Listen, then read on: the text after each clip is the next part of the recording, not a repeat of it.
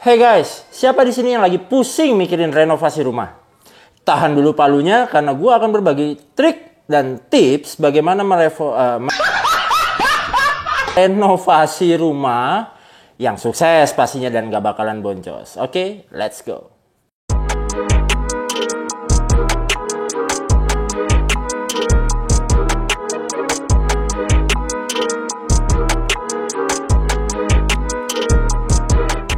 Di segmen basa-basi ruang kali ini alias bahas sana, bahas ini tentang ruang. Gue ingin ngasih tahu tips kalian yang pertama nih, lu harus punya perencanaan yang matang. Kenapa? Lu mau berangkat pergi ke kantor aja, lu harus tahu jalan mana atau rute mana yang bikin lu sampai tepat waktu untuk sampai kantor. Jalanan yang gak macet yang mana, lu harus tahu pastinya. Sama aja kayak lu mau renovasi rumah dong. Lu harus tahu yang pertama konsep. Ketika lu udah tahu konsep, lu mulai bicara material apa yang lu akan pakai. Kenapa? Karena dua hal itu pastinya akan menentukan budget untuk renovasi rumah. Nah, sesuaikan juga dengan tukang. Jangan tergiur yang terlalu murah, jangan juga tergiur pastinya yang terlalu mahal. Itu bikin pusing. Yang ada lu bisa boncos. Oke? Karena lu tetap harus mempertimbangkan yang namanya kualitas. Itu sudah pasti. Nah, kalau budget lu sudah clear, nah lu mulai bikin timeline. Lu harus ngerti juga nih gimana caranya bikin timeline alias deadline. Berapa lama sih targetnya lu mau selesaiin renovasi rumah lu? Misalnya nih, target gua renovasi rumah adalah rumah gua yang lama, for example, itu pengen gua kontrakin. Nah, target gua kontrakan itu di bulan misalnya Desember. Jadi paling tidak bulan Oktober atau September harus sudah clear. Karena gue harus siapkan promosinya biar rumah gue ketika Desember itu udah dapet pelanggan atau orang yang kontrak tuh yang cocok pastinya dengan apa yang gue mau. Nah itu udah pasti banget tuh kayak gitu. That's why kenapa lo harus bikin deadline. Nah deadline ini nanti jadi target juga biar kerjaan gak molor. Apalagi nanti belum lagi lo harus checking untuk finishingnya, ya kan? Ketika finishing, lu udah rapi belum? Namanya rumah lu ya, dan lu udah keluar duit, ya sebisa mungkin harus sempurna. Nah itu kalau bicara perencanaan.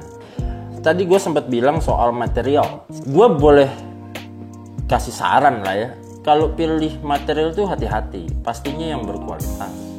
Jangan sampai baru 1 tahun lu udah 2 kali ganti lantai. Wah itu PR banget dan costnya lumayan banget dong pastinya. Jadi pilih material-material itu yang berkualitas. Yang sama lah. Jangan tertipu harga yang terlalu murah. Jangan juga asal pilih materialnya. Lu harus sesuaikan dengan kondisi kita di Indonesia nih khususnya gitu kan. Apalagi kondisi yang sudah terkonsep gitu. Misalnya gini, lu pengen bikin kamar mandi, ya otomatis materialnya yang tahan air. Kalau lu mau pakai wallpaper misalnya, nah lu harus tahu nih material-material yang bisa digunain. Nah sebetulnya kalau biasanya orang konsultasi sama gue, misalnya dia mau pakai material marmer, mas tapi kalau marmer kan mahal ya, bisa nggak sih dibikin atau diakali nih mas, gimana biar budgetnya nggak terlalu tinggi. Nah gue kebetulan punya tenaga ahlinya nih untuk ngakalin biar looksnya itu seperti marmer. Ya nanti gue akan kasih lihat videonya ke kalian. Salah satu pekerjaan gue yang udah gue kerjain.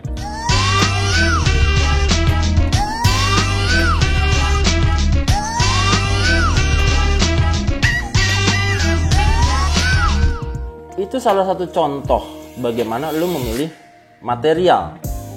Dan gue ingatkan lagi, material juga pasti akan berpengaruh dengan budgeting. Jadi memang harus pintar-pintar nih, lu harus paham banget karakter material itu kayak apa, lu harus paham banget biayanya kira-kira berapa. Terus masangnya bakal ribet atau susah atau enggak, atau butuh waktu spare yang nggak bisa dadakan. Kayak contohnya ya marmer tiruan yang gue buat itu, atau biasa gue bilangnya ya kita hack aja nih marmernya gitu ke customer gue atau ke klien gue. Marmer itu butuh time untuk memproses. Jadi otomatis gue harus sampaikan itu juga kepada klien-klien gue. Dan atau lu kalau mau ngerjain juga lu harus paham bahwa bikin ini prosesnya lumayan lo waktunya. Jadi akan berpengaruh sama deadline dan timeline yang udah lo buat. Oke, itu kalau kita bicara soal material. Oke, tips yang ketiga, udah deh, kita kadang-kadang suka sotoy. Gue pernah punya pengalaman juga dulu waktu gue belum paham banget tentang dunia interior sama arsitektur, apalagi tentang renovasi rumah, bangun rumah dan lain-lain. Gue suka sok tahu, ini gampang nih masang begini doang, ada tutorial di YouTube, gue juga bisa masang sendiri. Ternyata tidak sesimpel itu. Jadi saran gue yang ketiga atau tips yang ketiga adalah kerjasama aja sih sama profesional. Kan kalau soal budget lu bisa nego-nego, kalau yang lain-lain pun lu bisa nego-nego lah sama dia. Kayak gue sendiri kan orang biasanya konsultasi free kok sama gue, asik-asik aja gitu. Dia mau pakai konsepnya juga monggo gitu kan. Karena memang gue seneng sama dunia interior, jadi seneng aja gitu gue bisa bantu orang untuk bisa wujudin rumah impiannya atau desain atau interior impiannya atau kayak gimana. Gue seneng gitu loh. Tapi on point kan gue belajar, dari awal dari nol gue belajar, walaupun otodidak sambil gue ketemu sama orang-orang yang ahli ya. Gue sama tim gue Falah itu kita belajar. Ya udah banyak juga yang kita kerjain dan alhamdulillah fine aja. Jadi harga gue juga bisa customize tergantung budgetnya klien mintanya berapa, itu contoh aja. Karena PR-nya kalau lu masang sendiri akan ada kemungkinan kesalahan dalam memasang. Yang pastinya kemungkinan besar akan membuat kita rugi. Rugi dari apa? Kalau terjadi kesalahan berarti kita harus bongkar lagi dan kita harus beli material lagi. Dan itu akan wasting time, wasting money. Jadi saran gue kerjasamalah dengan yang profesional.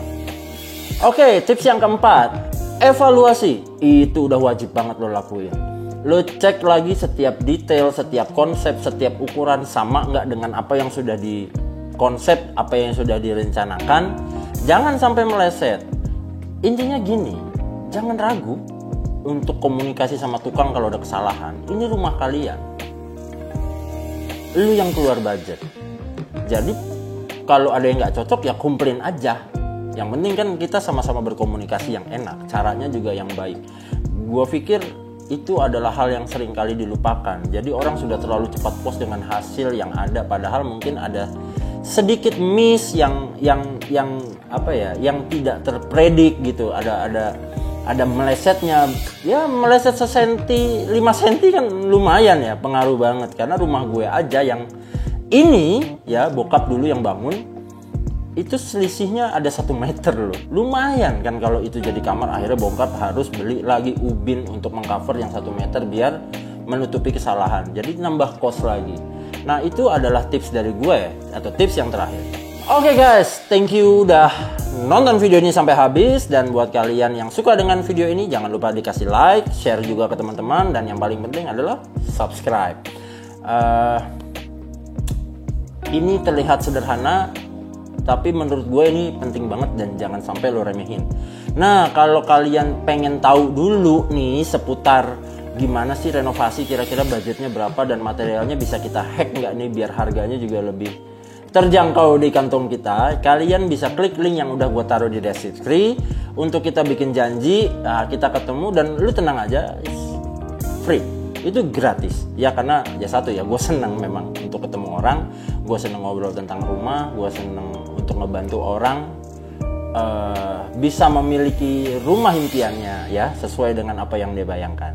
Oke, gue Rifki Hao dan di belakang layar gue ada Falah Ismail. Thank you for watching and see ya.